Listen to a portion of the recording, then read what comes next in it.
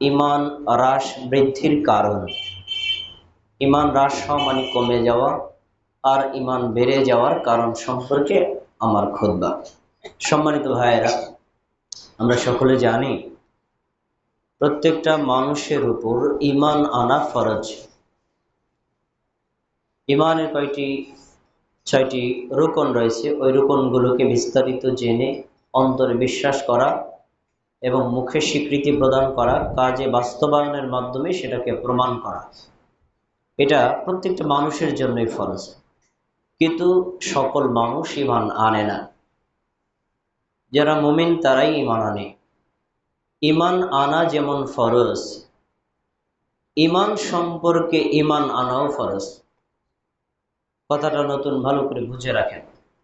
ইমান আনা ফরজ, আবার ইমান সম্পর্কে ইমান আনা আলাদা একটা ফরজ। ইমান সম্পর্কে আবার ইমান কি? হ্যাঁ, ইমান সম্পর্কেও আবার ইমান আছে। ইমান সম্পর্কে বিস্তারিত জানা এবং সেগুলোকে সম্পূর্ণ সন্দেহপূর্ণ মুক্তভাবে বিশ্বাস পোষণ করা, অটল থাকা, এটা মুমিনের কাজ। ইমান সম্পর্কে ইমান আনার কতগুলো দিক আছে। যেমন ইমান বাড়ে এবং কমে, এটা বিশ্বাস করা। ইমান দুর্বল হয়, সবল হয়, এটা বিশ্বাস করা। ইমানের শাখা প্রশাখার উপর বিশ্বাস করা। ইমানের সর্বোচ্চ স্তর আছে, নিম্নতম স্তর আছে, সেটাকে বিশ্বাস করা। ইমান আসে আবার বের হয়ে যায়, এটা বিশ্বাস করা। ইমান নবায়ন হয় আবার ইমান ধ্বংস হয়, এটা বিশ্বাস করা। এগুলো সবই ইমানের উপর ইমান আনার ফরজের বিভিন্ন দিক। আমরা প্রথমে ইমানের পরিচয় জেনে নিই। একটা প্রসিদ্ধ হাদিস আপনাদের জানা আছে। জিবরাইল আলাইহিস সালাতু ওয়াস সালাম মানুষের রূপ ধারণ করে সাহাবীদের সামনে আমাদের নবীকে প্রশ্ন করেছিলেন, মাল ঈমান বা আখবিরনি আনিল ঈমান, আমাকে ঈমান সম্পর্কে বলেন। রাসূল সাল্লাল্লাহু আলাইহি ওয়াসাল্লাম সেদিন তাকে ঈমানের পরিচয় দিতে গিয়ে ৬টি বিষয় বলেছিলেন।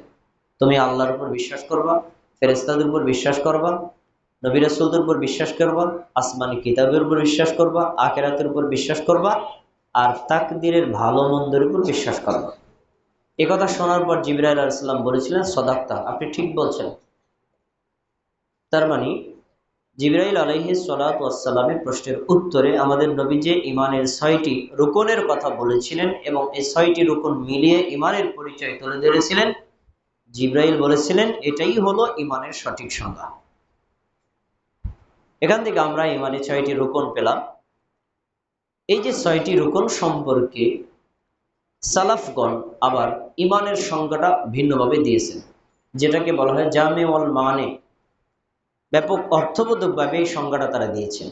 তারা বলেছেন ইমান সম্পর্কে যে ৬টি বিষয় সম্পর্কে বলা হয়েছে, এই ৬টি বিষয়কে তাসদীকুম বিল কলব, অন্তর দ্বারা সত্যায়ন করা, সত্য বলে বিশ্বাস করা। ওয়াল ইকরারু বিল লিসান, ঠোঁট আর জিহ্বা দিয়া মুখে এটাকে স্বীকার করা। ওয়াল আমালু বিল আরকান, এবং এই ৬টি বিষয়ের যে দাবি, কর্ম, এই কর্মগুলোকে নিজের অঙ্গ প্রত্যঙ্গ দ্বারা বাস্তবায়ন করাকে বলা হয় ঈমান। তার মানে আপনি ৬টি বিষয় বিশ্বাস করেছেন, বিশ্বাস করার পরে আপনাকে মুখে এটাকে স্বীকার করতে হবে এবং আমলে এটাকে বাস্তবায়ন করে দেখাতে হবে। ঈমান এই দিকগুলো পূরণ করে যদি আপনি আনতে পারেন, তখন আপনার ঈমান হবে পরিপূর্ণ এবং আপনি একজন পরিপূর্ণ মুমিন বলে গণ্য হবে। একটা প্রশ্ন, ঈমান বাড়ে এবং কমে কিনা, এই প্রশ্ন এর উত্তর ৪ মাযহাবের ৩ মাযহাবের ইমাম মালিক রাহিমাহুল্লাহ, ইমাম শাফি রাহিমাহুল্লাহ, ইমাম আহমদ বিন হাম্বল রাহিমাহুল্লাহ সাথে যুক্ত হয়েছেন আহলুল হাদিস আলেমগণ। তাদের মতে ঈমান বাড়ে এবং কমে। এর বিপরীতে গিয়ে হানাফি মাযহাব এবং মুরজিয়া সম্প্রদায়, তাদের মতে ঈমান বাড়েও না, কমেও না, তবে ঈমান সবল এবং দুর্বল হতে পারে। এখন কথা হলো, বাকি ৩ মাযহাব এবং আহলুল হাদিস আলেমগণ যে বললেন ঈমান বাড়ে এবং কমে, এর দলিল কি? কোরআনুল কারীমে অগণিত জায়গায় এর দলিল বিদ্যমান। হাদিসে রাসূলুল্লাহ সাল্লাল্লাহু আলাইহি ওয়াসাল্লাম বিভিন্ন জায়গায় এই কথা উল্লেখ করেছেন। আমি কয়েকটা প্রমাণ আপনাকে দিচ্ছি। সূরা আনফালের 2 নম্বর আয়াতে আল্লাহ বলছেন, ইন্নামাল মুমিনুনা আল্লাযীনা ইযা যুকিরাল্লাহু ওয়াজিলাত কুলুবুহুম। সত্যিকারের মুমিন তারা যাদের সামনে আল্লাহর স্মরণ করানো হয়, আল্লাহর জিকির করা হয়, আল্লাহর সম্পর্কে কথা বলা হয়, তখন আল্লাহ সম্পর্কে শোনার পরে তাদের অন্তর কেঁপে ওঠে। আল্লাহ সম্পর্কে শোনার পরে হৃদয়ের প্রতিক্রিয়া ঈমানের প্রমাণ, মুমিন হওয়ার প্রমাণ। 2 নম্বর, ওয়াইযা তুলিয়াত আলাইহিম আয়াতুহু যাদাতুহুম ঈমানা। মুমিনদের আরেকটি লক্ষণ হলো যখন তাদের সামনে কোরআনের আয়াত তেলাওয়াত করে শোনানো হয়, কোরআনের আয়াত শুনলে তাদের ঈমান আরো বেড়ে যায়। আগে ছিল যতটুকু তার চেয়ে বাড়ে। আয়াতে স্পষ্ট ঈমান বাড়ে। ওয়াইলা রাব্বিহিম ইয়াতাওয়াক্কালুন। মুমিনদের আরেকটা লক্ষণ, তারা সকল ক্ষেত্রে তারা তাদের রবের উপর নির্ভর করে। এই আয়াতে মুমিনদের 3টি লক্ষণ উল্লেখ করা হলো: আল্লাহর কথা শুনলে অন্তর কেঁপে ওঠা, ঈমান বেড়ে যাওয়া, আর হলো আল্লাহর উপর নির্ভর করা। আয়াতে স্পষ্ট প্রমাণিত হয় ঈমান বাড়ে। আল্লাহ একেবারে বাড়া শব্দটাই ব্যবহার করেছেন। এবার আরেকটি চমৎকার ঘটনা শুনুন। হানজালা রাদিয়াল্লাহু তাআলা আনহু একদিন বাড়ি থেকে বের হলেন। আবু বকর রাদিয়াল্লাহু আনহুর সাথে সাক্ষাৎ। এই ঘটনা বর্ণিত আছে সহিহ মুসলিমে। আবু বকর রাদিয়াল্লাহু আনহু বললেন, হানজালা কেমন আছেন? হানজালা বললেন, হানজালা তো মুনাফিক হয়ে গেছে। আবু বকর রাদিয়াল্লাহু আনহু বললেন, সুবহানাল্লাহ, কিভাবে আপনি মুনাফিক হলেন? তখন তিনি বলছেন, আমি যে মুনাফিক হয়েছি কিভাবে আমি আপনাকে প্রমাণ দেই। আমরা যখন রাসূলের দরবারে থাকি, রাসূলের নিকটে থাকি, তার কথা শুনি, তার হাদিস শুনি, তার বয়ান শুনি, তার প্রতিক্রিয়া যখন আমাদের কাছে আসে, তিনি যখন জান্নাত সম্পর্কে, আখিরাত সম্পর্কে, জাহান্নাম সম্পর্কে আমাদের কাছে বর্ণনা দেন, তখন সেটা শুনলে আমাদের বিশ্বাস এত উচ্চ স্তরে পৌঁছে যায়, মনে হচ্ছে নিজের চোখ দিয়ে জান্নাত দেখতে পাচ্ছি। সুবহানাল্লাহ। মনে হচ্ছে জাহান্নাম দেখে ভয় বিগলিত হয়ে যাচ্ছি। কিন্তু রাসূলের দরবার থেকে যখন আমরা বাড়িতে চলে যাই, আমাদের স্ত্রী, আমাদের সন্তান, আমাদের পরিবার, আমাদের কর্মক্ষেত্র ইত্যাদির সাথে যখন মিশে যাই, তখন ওই যে ঈমানের উঁচু স্তর, ঈমানের বৃদ্ধির স্তর, আর সেটা থাকে না। তখন আমরা ভুলে যাই, দুনিয়াবি কর্মে মত্ত হয়ে যাই। আমরা সন্তান সন্ততি স্ত্রীদের প্রতি আমরা আকৃষ্ট হয়ে পড়ি। তা এটা তো মুনাফিকের লক্ষণ। রাসূলের দরবারে একরকম, বাইরে গেল ভিন্ন রকম, মুনাফিকের লক্ষণ না। এই জন্য আমি বলছি হানজালা মুনাফিক হয়ে গেছে। আবু বকর রাদিয়াল্লাহু আনহু বলেন, তাহলে তো ওই অবস্থা আমারও, চলো আমরা রাসূলের দরবারে যাই। দুজনেই আল্লাহ রাসূলের কাছে গিয়ে বললেন, আল্লাহ রাসূল, আমাদের এই অবস্থা। রাসূল সাল্লাল্লাহু আলাইহি ওয়াসাল্লাম তাদের কথা শুনে বললেন, শোনো, আমার কাছে থাকতে তোমাদের ঈমানের যে অবস্থা হয়, 24 ঘন্টা সব সময় যদি তোমাদের এই অবস্থা থাকতো না, তাহলে তোমরা রাস্তায় চললে ফেরেশতারা তোমাদের সাথে মুসাফা করতো। সুবহানাল্লাহ। তোমরা বাড়িতে থাকলে, বিছানায় থাকলে তোমাদের সাথে দেখা করতে ফেরেশতারা যাইত। তাহলে হাদিসে কি বোঝা গেল? রাসূল সাল্লাল্লাহু আলাইহি ওয়াসাল্লামের নিকটে থাকতে ঈমান সর্বোচ্চ স্তরে পৌঁছে যায়, ঈমান বাড়ে। আর যখন আমরা পারিবারিক কর্মে অথবা ব্যবসায়িক কর্মে, দুনিয়াবি কর্মের দিকে ধাবিত হই, তখন আমাদের ঈমান কমে যায়। হাদিস স্পষ্ট প্রমাণিত হলো ঈমান বাড়ে এবং কমে। এবার হানাফি মাযহাবে যে বলা হয়েছে ঈমান সবল এবং দুর্বল হয়, আসলে সবল দুর্বল বাড়া কমা এটা শব্দ ভিন্ন, অর্থ একই। আমার হাতে একটা লাঠি, এই লাঠির যতটুকু শক্তি আছে, আরেকটা লাঠি দেন, শক্তি বাড়বে না কমবে? তার শক্তি বাড়লো কিসে? লাঠির সংখ্যা বাড়ায়। তাহলে ঈমান বাড়লেই তো ঈমান সবল হয়, ঈমান কমলেই তো ঈমান দুর্বল হয়। তাহলে সবল দুর্বল আসলে ঈমান বাড়া কমারই প্রমাণ। অতএব আমরা বলতে পারি ঈমান বৃদ্ধি এবং কমতি এটার উপর বিশ্বাস করা ফরজ। কোরআনে এটা বর্ণিত আছে, হাদিসেও তা বর্ণনা করা আছে। এখন প্রশ্ন হলো, ঈমান বাড়ে এবং কমে আমরা বিশ্বাস করলাম, কিসে ঈমান বাড়ে, কিসে ঈমান কমে, এটা জানতে হবে। যদি আপনি না জানেন না, তাহলে আপনার অজান্তে আপনার ঈমান লুজ হচ্ছে, অনুভব করতে পারবেন না। আপনাকে এটা বিষয় বুঝতে হবে। এজন্য কোরআনুল কারীম এবং হাদিস যদি আপনি তল্লাশি করেন, আপনার কাছে কিছু কিছু বিষয় হবে স্পষ্ট যে এই কারণে মুমিনের ঈমান বাড়ে, আর এই কারণে মুমিনের ঈমান কমে। আসুন আমি সংক্ষিপ্তভাবে শুধু শিরোনামগুলো আপনার সামনে পেশ করছি। ঈমান বৃদ্ধির কারণ: 1 নম্বর, আল্লাহ তাআলা সম্পর্কে জ্ঞান অর্জন করা, ইলম অর্জন করা। যে ব্যক্তি আল্লাহর তাওহীদ, তাওহীদুর রুবুবিয়্যা, তাওহীদুল উলুহিয়্যা, তাওহীদুল আসমা ও সিফাত এবং আল্লাহ সম্পর্কে গভীর জ্ঞান অর্জন করেন, যে যত ডিপে যাবে তার ঈমান তত বেশি, তত শক্তিশালী হবে। তাহলে আল্লাহ সম্পর্কে জ্ঞান অর্জন করলে ঈমান বাড়ে। 2, আল্লাহর সৃষ্টি সম্পর্কে গবেষণা করা। আমরা আগুন কিভাবে অনুভব করি? উপরে যদি দেখি ধোঁয়া উঠতেছে, নিচে আগুন আছে, এটা হলো বোঝার একটা লক্ষণ। আল্লাহকে দেখি না, কিন্তু আল্লাহর সৃষ্টিকে দেখলে আল্লাহর অস্তিত্ব অনুভব করা যায়। উদাহরণ দেখেন, আমরা একটা ঘর দিলে আমরা আগে খাম দেই, তারপরে উপরে চালা দেই, আগে পিলার দেই, তারপরে উপরে ছাদ দেই, না হলে ছাদ থাকে না। এটাই বাস্তব।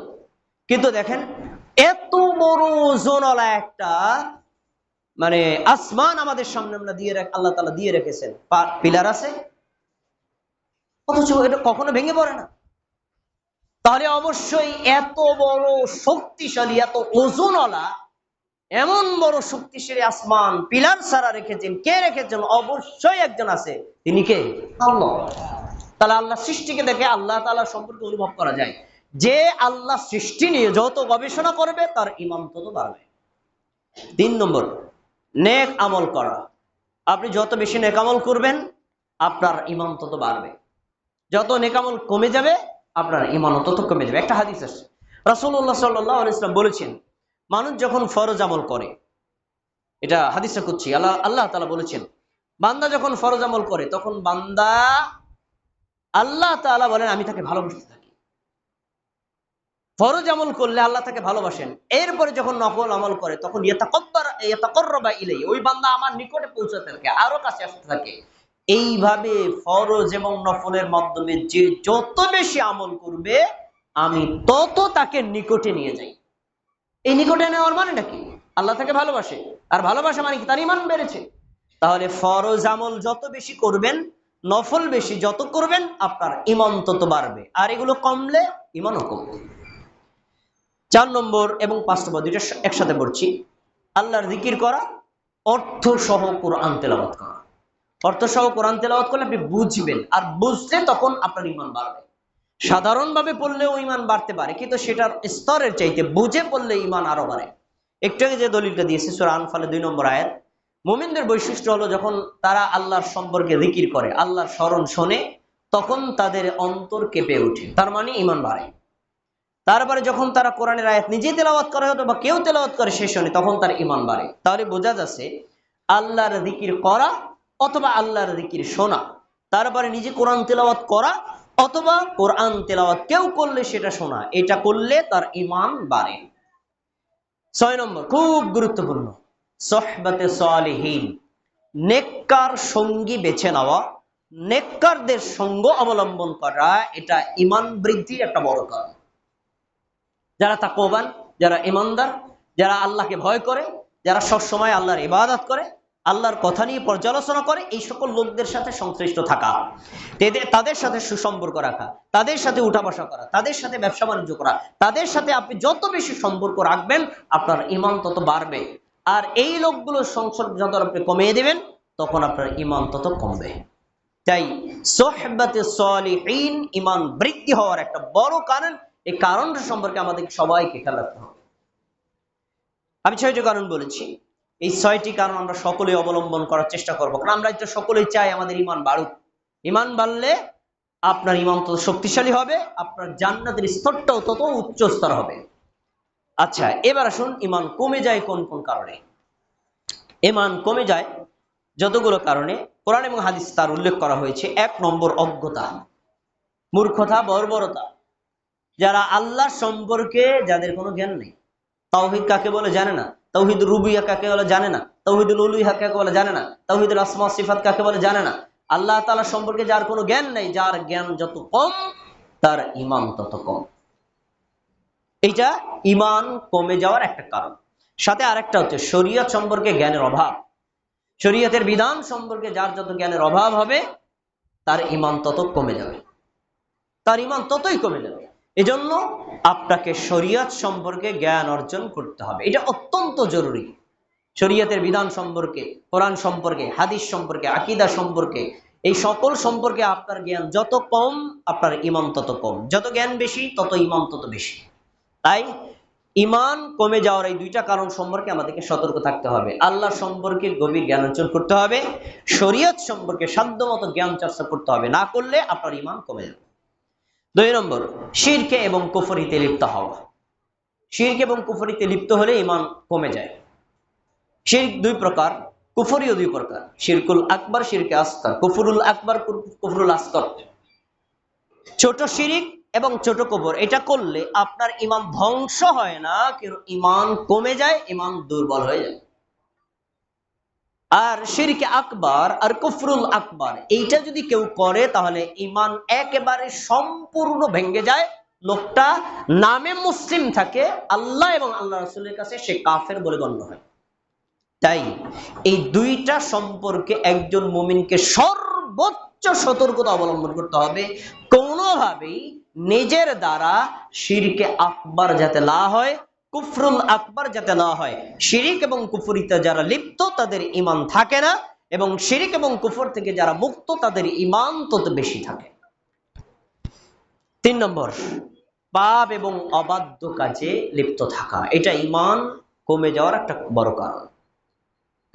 গুনাহ 2 প্রকার, কবিরা গুনাহ, সগীরা গুনাহ।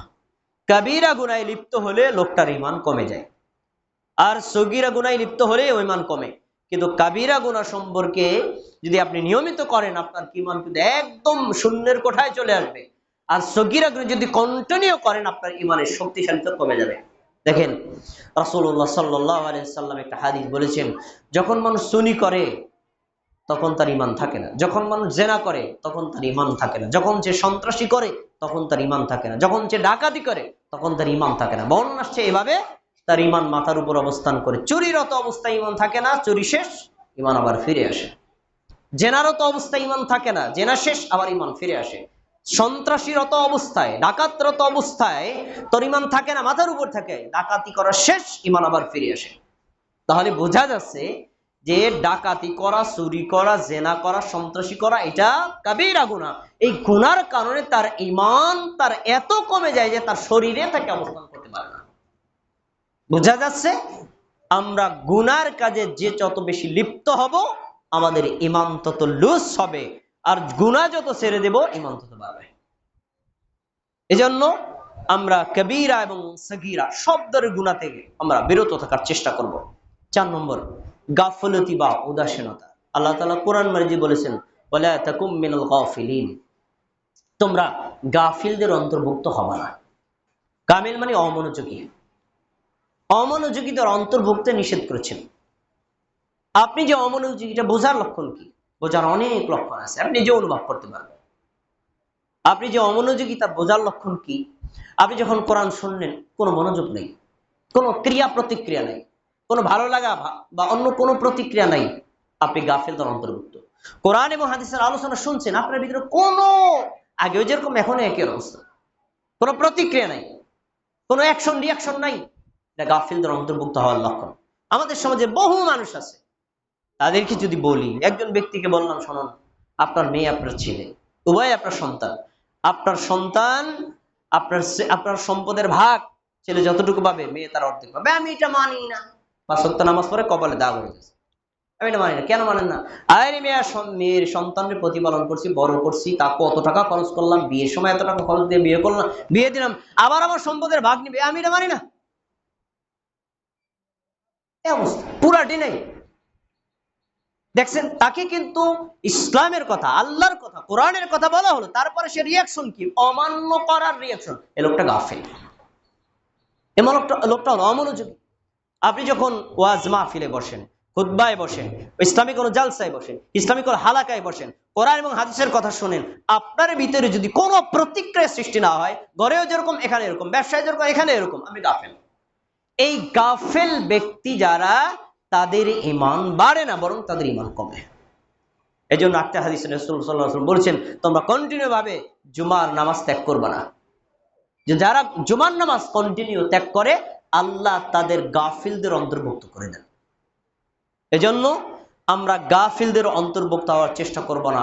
এ বিষয়ে আল্লাহ রাব্বুল আলামিন সূরাতুল মুনাফিকুন 9 নম্বর আয়াতে বলেছেন, ইয়া আইয়ুহাল্লাযীনা আমানু, মুমিনগণ শোনো, লা তুলহিকুম আমওয়ালুকুম ওয়ালা আওলাদুকুম আন যিকরিল্লাহ, তোমাদের সম্পদ, তোমাদের সন্তান যেন আল্লাহর জিকির থেকে, আল্লাহর আনুগত্য থেকে, আল্লাহর বিধান থেকে, আল্লাহর কথা মান্না থেকে গাফেল না রাখে, বিরত না রাখে। যদি হয় তাহলে জেনে রাখো, তাহলে তোমরা ক্ষতিগ্রস্ত ব্যক্তিদের অন্তর্ভুক্ত হয়ে যাবে।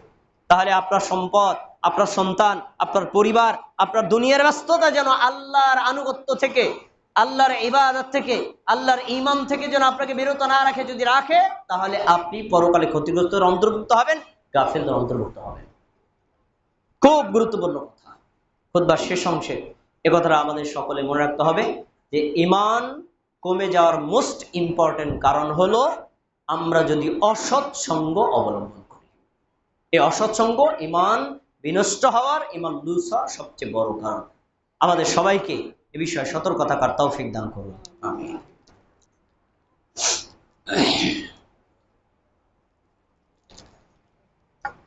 ইন্নাল হামদালিল্লাহ নাহমাদুহু ওয়া নাস্তাঈনুহু ওয়া নাস্তাগফিরুহ ওয়া নু'মিনু বিহি ওয়া নাতাওয়াক্কালু আলাইহি ওয়া নাউযু বিল্লাহি মিন শুরুরি আনফুসিনা মান ইয়াহদিল্লাহু ফালা মুদিল্লা লাহু ওয়া মান ইউদ্লিলহু ফালা হাদিয়া লাহু ওয়া আশহাদু আন লা ইলাহা ইল্লাল্লাহ ওয়া আশহাদু আন্না মুহাম্মাদান আবদুহু ওয়া রাসূলুহু। ফায়া আইয়ুহাল মুসলিমুন ক্বালা আল্লাহু তাবারাকা ওয়া তাআলা ফিল কুরআনিল মাজিদ আউযু বিল্লাহি মিনাশ শাইতানির রাজীম বিসমিল্লাহির রহমানির রহিম ইন্নাল্লাহা ওয়া মালাইকাতাহু ইউসাল্লুনা আলান নাবিয়্যি ইয়া আইয়ুহাল্লাযীনা আমানু সাল্লু আলাইহি ওয়া সাল্লিমু তাসলিমা আল্লাহুম্মা সাল্লি আলা মুহাম্মাদ ওয়া আলা আলি মুহাম্মাদ কামা সাল্লাইতা আলা ইব্রাহিম ওয়া আলা আলি ইব্রাহিম ইন্নাকা হামিদুম মাজিদ আল্লাহুম্মা বারিক আলা মুহাম্মাদ ওয়া আলা আলি মুহাম্মাদ কামা বারাকতা আলা ইব্রাহিম ওয়া আলা আলি ইব্রাহিম ইন্নাকা হামিদুম মাজিদ। وارض اللهم عن الصحابة أجمعين خصوصا منهم الخلفاء الراشدين منهم أبي بكر وعمر وعثمان وعلي رضي الله تعالى عنهم وعن التابعين ومن تبعهم إلى يوم الدين। সম্মানিত ভাইরা, আমি আমার খুতবার একটা অংশ দ্বিতীয় খুতবার মধ্যে রেখেছি। অনেকে প্রথম খুতবায় উপস্থিত থাকতে পারেন না, খুব গুরুত্বপূর্ণ কথা। এখন খুতবার যে অংশটা বললো এটা হলো আমার বাস্তব জীবনের ঘটনা, যা আপনারা নিজেরাও অনেক সময় প্রত্যক্ষ করেছেন। ঈমান কমে যাওয়ার যতগুলো কারণ আমি উল্লেখ করেছি তার ৫ নম্বরে উল্লেখ করেছি অসৎ সঙ্গ গ্রহণ করা। আমরা একটা প্রবাদ বাক্য জানি, সৎসঙ্গে স্বর্গবাস আর অসৎ সঙ্গে সর্বনাশ। একজন ব্যক্তি কেমন তা বোঝার লক্ষণ হলো তার বন্ধু কেমন। যার সাথে সে ওঠা বসা করে, ব্যবসা বাণিজ্য করে, চলাফেরা করে, ওই লোকটা কেমন। লোকটার বন্ধু যদি গাঁজাখোর, ইয়াবাখোর, ফেঞ্জিডিগোলখোর এবং হারামখোর হয় তাহলে উনিও ওই টাইপের, বুঝতে বাকি থাকে না। আর লোকটার বন্ধু যদি তাকওয়াবান হয়, সালাত আদায় করি হয়, আল্লাহকে ভয় করে, আল্লাহর ইবাদত করে, আল্লাহর আনুগত্য করে, হালাল হারাম তমিজ করে করে চলে, এই টাইপের হয়, তাহলে বোঝা যাবে এই লোকটাও এরকম। কারণ অন্যায়কারী ব্যক্তি ন্যায়বান ব্যক্তির সাথে সম্পৃক্ত থাকতে পারে না, আর ন্যায়বান ব্যক্তি একজন তাকওয়াবান ব্যক্তি বেঈমানের সাথে মিশে থাকতে পারে। তাই আমাদের সকলের উচিত সৎসঙ্গ গ্রহণ করা। এটাকেই আরবিতে বলা হয়েছে সুহবাতে সলিহিন, নেককারদের সঙ্গে অবলম্বন করা। আলহামদুলিল্লাহ, আল্লাহ তাআলার অপার দয়া, আমরা ভেজালের বিভ্রান্ত জালের মায়াজালের মধ্য থেকে সঠিক দিন গ্রহণ করেছি, এটা আল্লাহর দয়া। সঠিক দিন গ্রহণ করার পরে আপনি সঠিক দিনের উপর অটল অবিচল থাকতে চাইলে আপনাকে সৎসঙ্গ গ্রহণ করে সৎসঙ্গ ব্যক্তিদের সাথে সম্পৃক্ত হতে হবে, তাহলে আপনি গোমরা হবেন। আসুন কয়েকজন ব্যক্তির দৃষ্টান্ত দেয়। একজন ব্যক্তির নাম আমি বলছি না, পরিচয় বললে গীবত হবে, তাই না। একজন জনৈক অবসরপ্রাপ্ত সেনা সদস্য। এক সময় তিনি বিদেশে গেলেন মিশনে। বিদেশে গিয়ে দেখছেন বাংলাদেশ, ভারত, পাকিস্তান ছাড়া পৃথিবীর সব দেশে আমল হয় একরকম, আর এই 3 দেশে ভিন্ন রকম। সঠিক কোনটা গবেষণায় নেমেছেন, বুঝেছেন এটাই হক। তিনি দেশে আসলেন।